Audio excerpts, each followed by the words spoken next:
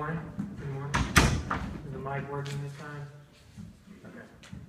It wasn't working last time. I figured out after I got done with my sermon. But today we're continuing through our series on James. Today we're following the last part of James chapter 4.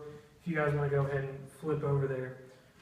We've been through basically almost the whole book now. We only have one more chapter left, just a couple more weeks until we're done. But we've learned a lot, and there's time to sit back and look at all that. And I want to challenge you, like I did last week, maybe if you've missed a week, then talk with people who are here, as well as we put our sermons online if you want to go there. But I encourage you guys to just talk about what you remember. If you don't remember anything, then let me know, because then I'm not doing my job. But today we're in James chapter 4, verses 13 through 17. As you're flipping there, I just want to set up the context of kind of this story. So I want to start with the first word, come now. And I talked about, we've been through the book, and as we've talked about, James is just trying to pour out his love, and he's trying to just, take these people as brothers. He calls them brothers time after time again, and he's just trying to let them know, like, hey, I care for you. Hey, it's kind of like mentoring, kind of that discipleship. I'm pouring into you because I want to see you better. Now, the mindset of this little bit is a little bit different. When you have a teacher, and the teacher's teaching, and and they're pouring into it, and then they're like, all right, guys, now I need your attention. I need you to pay attention now. I need you to get this part. That's how the beginning of verse 13 starts. He's saying, yeah, I know I've been pouring into you as brothers and sisters of Christ. I've been pouring into you, trying to help you better your life, but I need you to pay attention to this. And almost every translation translates it a little different, but the idea is, I need your attention now. What we're about to talk about, what I'm about to say, I need you to focus in. So that's kind of the message. But before we start with that, I want to go ahead and have a word of prayer. So if you want to bow your heads. Dear God, we come to you today. We come to you with open hearts and open mind. God, each and every one of us today, we come here with all kinds of stuff piled up. We have all kinds of ideas and all kinds of feelings that we have when we come in here. And I pray, God, that we don't necessarily just leave them at the door. We don't put on a face when we come into worship. We don't act like everything is okay when we come to worship you, God, but that we know we come to you with all the feelings, with all the emotions that we have. And I pray, God, that we would be able to come to the Word today and see that and express that feeling. That understanding of, I don't need to put on a face to be a Christian. I don't need to act like everything is okay, but I need to come to the Word. James, he continually says that we need to come to God. We need to be true to God. We need to humble ourselves. And God, I pray that we're able to do that as a congregation here today. Just come to you. God, I pray as always that you would speak through me, that the people in here today, each and every one of us, myself included, we get a message out here today that we need to hear. That as we leave, we can look back on it and just think about the idea that you're trying to get through us today. God, thank you for everything you've done for us and the sacrifice your Son gave. And it's in his name we pray. Amen. So, James chapter 4, 13 through 17. I'm going to go ahead and read it. I'm going to read it through. If you're following along your Bibles, feel free to open up. If not, just listen up. So verse 13, he says, come now, you who say, today or tomorrow we will go into such and such town and spend a year there and trade and make a profit. Yet you do not know what tomorrow will bring. What is your life? For you are a mist that appears for a little time and then vanishes. Instead, you ought to say, if the Lord wills, we will live and do this or that. As it is, you boast in your arrogance. And all such boasting is evil. So whoever knows the right thing to do and fails to do it, for him it is sin. It's an interesting passage, and oftentimes, as you might have heard before, if you've ever heard a sermon on this, and as I studied reading through the commentaries, it's really difficult to get a full message out of this, especially, it seems like kind of the sins are thoughts on its own.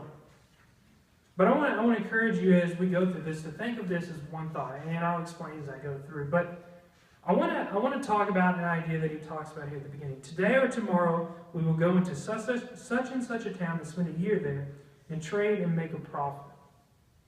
So in this time, to trade and to go somewhere, it required a lot of planning. I mean, even today, John, he does a lot of festivals, and it's not just, oh, I think I'm going to go set up and do something tomorrow. We've talked, he's had this planned out for months and months. And in your work, and in the jobs that you've had before. It's not just, oh, I think we're going to do this huge project today or tomorrow. It's, okay, in a year from now, we want to be here, we want to try to get this. In 6 months, we want to try to accomplish this. It's just the way you do business. And especially in this time, it took even longer. Because it took time to go to such and such a town. It wasn't just casually. You had to plan, and you had to get the money, and you had to get the ability to go there. So when James is talking, he's talking about this idea of having years ahead of time planned. And it's not necessarily a bad thing. You might have heard, as I've heard before, well, you can't plan anything. I've heard stories of people have woken up in their bed, and they'll just sit there until they get a sign from God to get out of bed.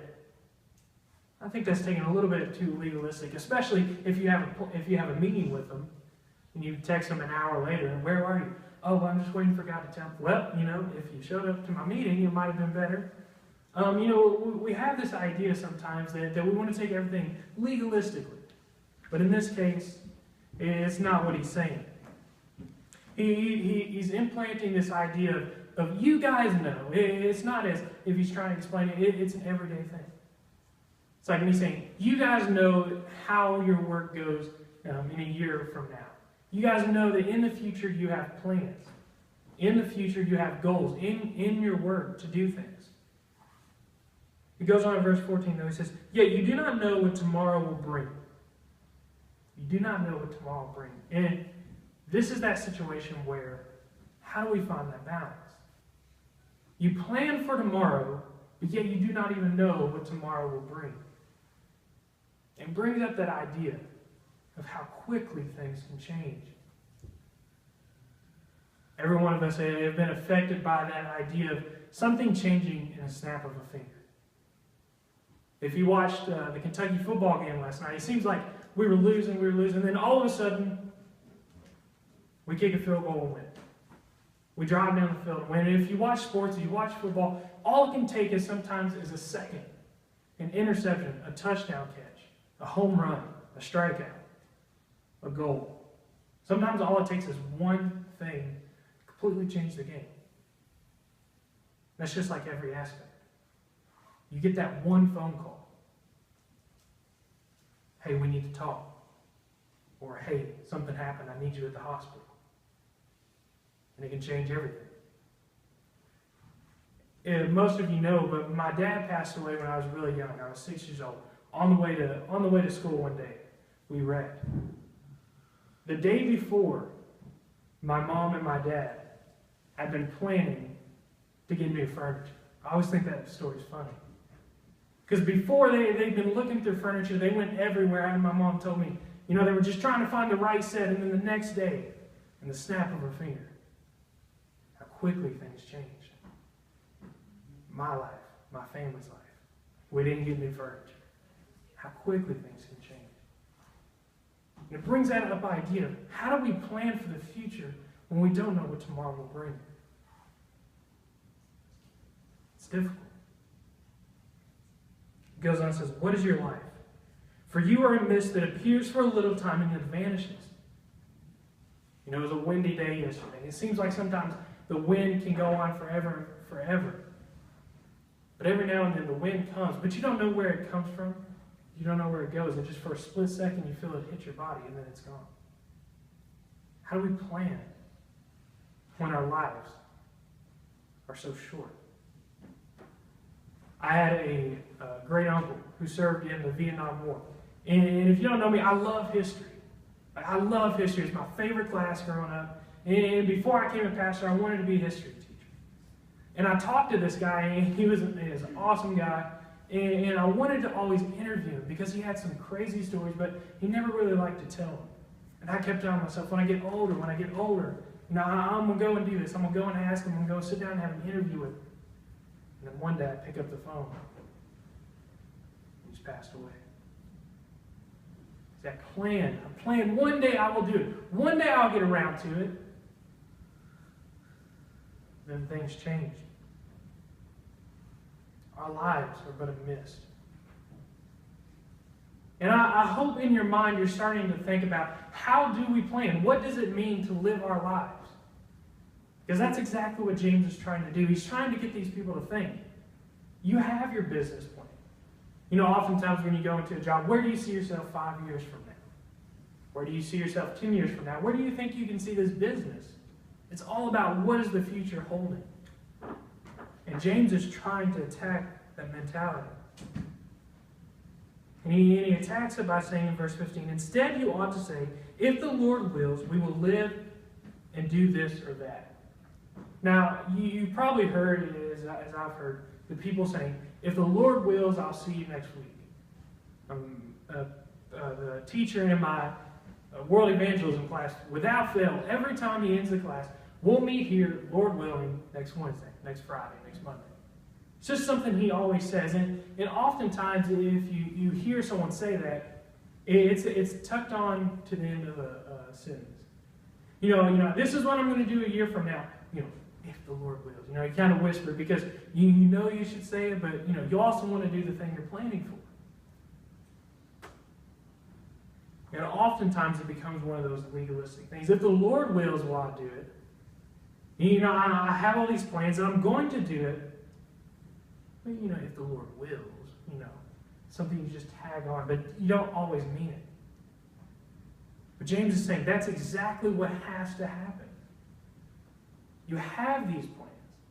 You have these ideas. You have these mindsets that you're going to do a year from now, a month from now, even tomorrow, because you don't know what tomorrow holds.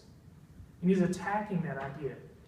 Not attacking it as in trying to make it, you know, seem crazy, but he's attacking the notion of, well, I can plan because I know what's going to happen. And that's exactly what he's talking about. He says, as it is, you are boasting in your arrogance. And all such boasting is evil. It sounds strange. I told you before, if you've heard a sermon, it sounds like it's broken up. Well, he just throws in boasting here. But what he's saying is when we act like we know what's happening tomorrow, we're boasting in our arrogance that we know what tomorrow holds. That God will step out of the way for our plan to fulfill itself. When we say, okay, this is what's going to happen a year from now, this is how I'm going to set up my business, this is how I'm going to do everything, this is how it's all going to come together. You're saying to God, I already know what's going to happen, so you don't need to do anything. And we show our arrogance. How many of you guys know the game chess? Okay, quite a few, maybe. Okay, no answer. All right, so none of you know. So most of you know what the game chess is. It's a classic game of chess. I played in high school. It's one of my favorite board games, if not one of my favorite games ever. I love the game chess. When I first joined the team, though, I had this idea of, I'm going to do what I'm going to do, and I'm going to win. And this comes with a lot of different games, but for me, this is how I realized it. Now, if you don't know about chess, it's not always just about randomly moving pieces. It's about having a strategic plan in mind. And when I would come to play a game of chess, my opponent would be sitting there, and in my mind, I would already see the outcome, the end game. Well, I'm going to use this opening, and I'm going to use this mid-game, and I'm going to use this ending to finish the game. And sometimes I was able to do my 4 or 5 move setup that I always loved to do. And once I would do that, I would kind of look up. But every now and then, I would try to move a bishop or a knight, and then they would take it. And I would have to sit back and say, oh, okay, hold on a minute. That's not what you're supposed to do. You're not supposed to do that. I gave you this piece. You were supposed to take that piece, not this piece. And you would have to reevaluate everything. Just because you weren't taking into account that there's actually another person playing. You see, it's always easy if you're playing yourself to win a game. because you already know what the other person's going to do. But if you've ever played sports, if you've ever played games like this, you realize that you very rarely ever actually know what the other person's going to do. See, if I come to a chess match, if you come, to a soccer game, to a football game, to Battlefield, whatever it is that you're playing, checkers, if you think you know what the other person's going to do and you start doing your own thing, it's just not going to work. It's not that you're that good or you're that bad that you can't do it. It's that the other person isn't thinking the same as you. That's what James is trying to say here. So if we come to life like a chess game, and we say, well, I'm going to do this, I'm going to do this, and I'm going to do that. And I know this is going to happen, I know that's going to happen. You're assuming that the other person can't do anything but what you want. You're basically taking the place of God. That's what he means by boasting in your arrogance. You're boasting, and when you say, I'm going to go do this, because I know these things are going to happen, it's going to play out this way, and I'm going to make this much money, I know I'm going to do this on this week, and a year from now, you're approaching it like you're approaching a game where the other person doesn't matter. But if any of you have ever played games, if you've ever played any sports, you realize how quickly things can change. Now, I remember playing a chess match one time. I thought I was doing good. Thought I was doing great. I thought I was winning. The people around me thought I was winning. I felt pretty good about myself. And I was about 3/4 of the way through what I had planned to do. And then the other person hits the timer and stops it and says, checkmate. And I'm like, whoa, hold on a second. And I just sit there for like 5 minutes because I'm like, I thought I had it all figured out. And in one move, this guy, who hadn't said anything the whole game, who hadn't even looked at me the whole game, looked up, said, checkmate. Just suddenly, the game was over. James is trying to say, life is just like that. You can have things planned out. It's not bad. If you come to a game with a plan in mind, congratulations, that's what you're supposed to do. You're supposed to have a mindset of, this is what I'm going to do. But if you play and you just keep doing it because you think this is what's going to happen, and you don't let anything kind of dictate what you're doing, then you're not doing it very effectively. James is talking about that when he says all such boasting is evil. He says you're attacking God. It's not necessarily on purpose. As I plan out things for my future, it's not that I'm saying, God, you must do this to me. It doesn't seem like I'm saying, God, step out of the way. But when I look at it and I get mad when things don't go the way I want it to, you're saying that's evil.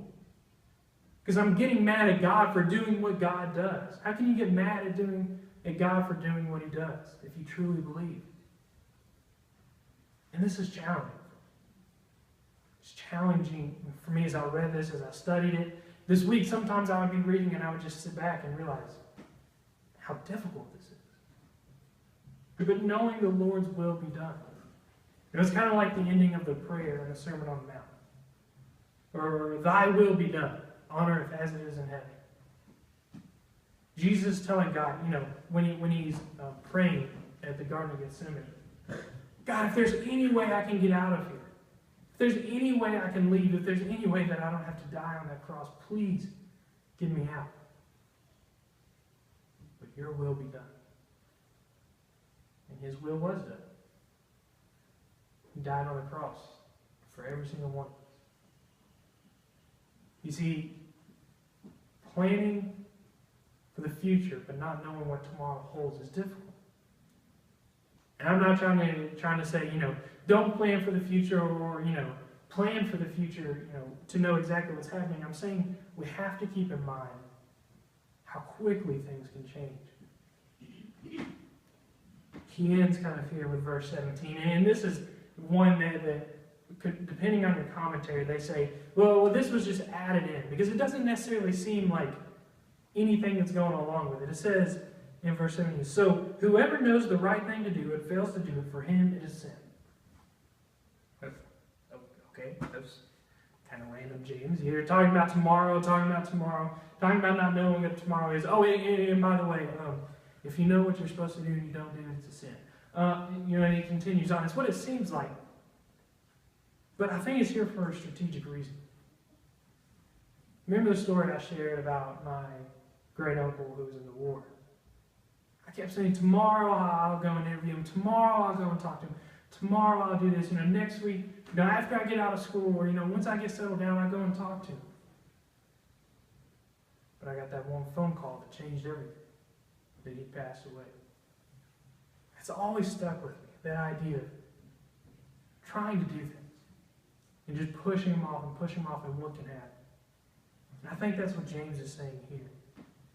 So whoever knows the right thing to do and fails to do it, for him is a sin. I don't think he's necessarily saying this out of context, saying that, oh, by the way, if you know you're supposed to do something, if you don't do it, it's a sin. I think he's saying, if you know you're supposed to do something, and you say tomorrow, if you say in a week, and if you say next month, next year I'll get around to it, next paycheck, next this or that, and you just neglect it, you're not doing what God's called you to do. Once again, you're taking upon God's position to say, well, I know in next week I'll be in a better situation. Well, I know tomorrow I'll be better. But James is trying to end here and tell him. So if you know you should do something today, don't wait till tomorrow. You're not promised tomorrow. You're not promised a week from now. We're not promised a year from now. Things change so quickly. He says that if you feel that calling, the Holy Spirit's moving inside you, and he's saying, he's nudging you, hey, I think you should do this. I've been talking to you about this. I've been pushing this to you for a while now, but you still haven't done it. You get that calling every time you go past a place, or every time you think about something, I should do that, or I shouldn't do that. If we just say, later, we might not have later. I am sure everyone in here is familiar with the Ten Commandments. Something we all grew up with. Thou shalt not fill in the blank. And he's telling you, you shouldn't do this, and shouldn't do this.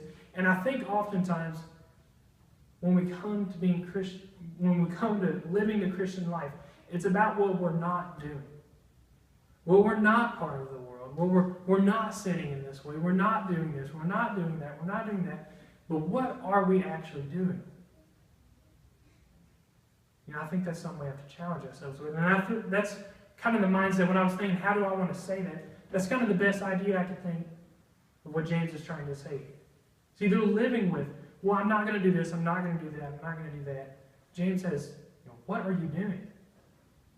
If you know you should do something, but you're not doing it. He's not saying, if you're doing something and you know you shouldn't be doing it, like we see most of the time. If you know you're sinning, then quit it. But he flips it. He flips that idea. He says, at the beginning, today or tomorrow we will go into such and such a town and spend a year there and trade and make a profit. That's good. They're doing something. They're doing something. It's that planning ahead. This idea of, are we planning ahead, or are we just saying, I'm not sinning, I'm not committing adultery, I'm not, lying, I'm not stealing, I'm not doing this. But am I doing something?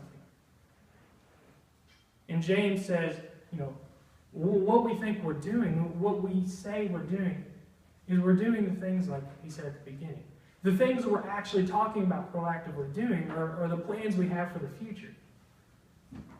We never approach it the same as if we know we're doing something that we shouldn't do.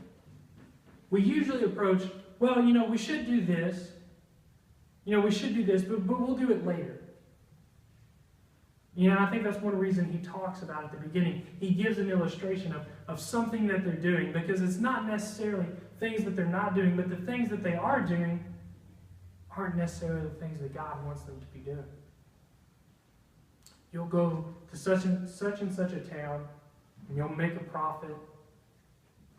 The things that they're saying we're going to do aren't necessarily the things we see, in Jesus' life and in the Sermon on the Mount. And I think that's something we have to challenge ourselves with. Not to be caught up in things that we shouldn't do. Those are important.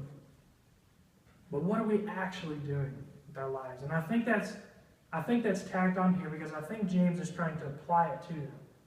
He kind of comes to an end of a thought here in the end of chapter 4. And he's talking about this idea of planning ahead. But knowing that in a split second, things can change and adapting to it. And adapting to it and changing it and figuring out what can I do here and now. When I played chess, this is my last story on chess, but when I played chess, I would start with my opening game, I would go to my middle game, and if something happened, if something went out of cue, something messed up, I didn't just keep going with the plan. If I noticed, hey, that person's not doing what I think they're doing, but I'm gonna keep doing this, even though I know it's not gonna work, even though I know it's not what I need to be doing, even though I know I should approach it this way and I don't do it, then I'm not doing things effectively. But if I'm playing chess and I realize, I need to change this part, or if I don't do this, then things are going to happen. It's that moment when you realize, if I don't change, things aren't going to work out. And that's the challenge I want to have for you guys in your lives. When you're trying to plan things out, saying a year from now I want to be here, 5 years from now I want to do this, 10 years from now I want to be here doing this with these people. Know that that's not bad. That's not awful. That's not, God's not going to smite you down for having a calendar. I have a calendar. I have a planner. That's how I keep things together. That's how I make those meetings that my friends who are still in bed, they'll go to. The planning's not necessarily the bad part, but are you willing, when things change, to change your plans? Oftentimes we have these plans, and I think this is where we mess up. Because we have these plans, we have these years, a month plan, but something happens and we say, you know what, I'm going to keep going with that. I feel like God's telling me no. I feel like I should do this. I really do, but I really want to get my plan done. I want to challenge you guys as you think about this message throughout the week, as you're planning things throughout the week. Just think about, are you willing to actually change? Are you willing to actually do the things that you know you're supposed to do? Then when God says, hey, this isn't the plan that I have for you, do you say, no, but this is the plan I have for myself? Or do you say, okay, I'll change. I know that I need to change it, and I'll actually do it. So that's what I want to challenge you guys with today. I'm going to ask you guys to stand up, and we're going to close with a word of prayer and then we're going to sing a song. So if you guys want to stand, we'll close with a word of prayer. Let's bow. Dear Heavenly Father, I just want to thank you for the opportunity to be here today, to be able to just meet today. God, sometimes we take advantage of just waking up in the mornings. God, I just want to thank you for the ability to just be here with the people that we have here today. God, may it be an encouragement for us throughout the week, that we would just know that here today we have a congregation of people who love each other. I want to pray for this week as we think about planning ahead. God, I pray that we remember to think ahead in the proper manner. That we really would truly say, your will be done. As we make plans, as we make commitments, I pray that we're able and willing to change. Even when we know we should be doing something, sometimes, God, we don't do it. So God, I pray when it comes to our plans, when it comes to the things we have for the future, I pray that we're able to say, your will be done. God, thank you for the sacrifice your Son gave, and it's his name we pray. Amen.